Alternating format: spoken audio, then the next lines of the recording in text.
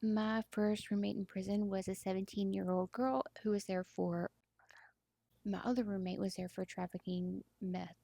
Down the hall from me, there was a girl and she was short and adorable and like very Britney Spears esque. And she would proudly tell anyone who asked or didn't ask what she did. She was arrested for and charged with armed robbery because she took a dolphin figurine off this old man's like fireplace mantle and put it in her pocket and pretended like it was a pew pew.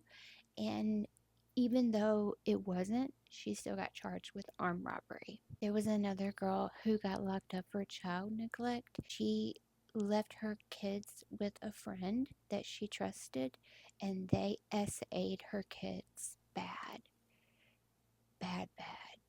She got charged with child neglect for leaving them in that person's care. There were 5 or 6 girls who were there for DUI, driving under the influence, death resulting.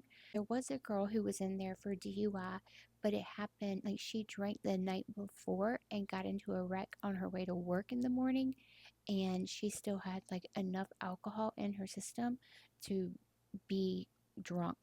DUI, death resulting. There were lots of girls there for a violation of probation.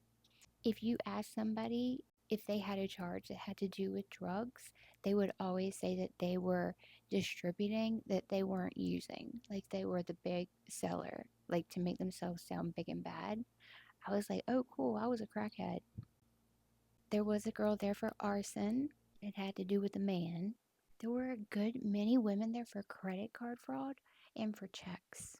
Oh, and there was that girl who her husband left her for her best friend, and she got drunk one night, went over to their house while they weren't home, and stabbed the waterbed, and the water went everywhere and like ruined the floors. And she got charged with like malicious destruction of property or something like that, and was serving 3 years. And I was in there for armed robbery.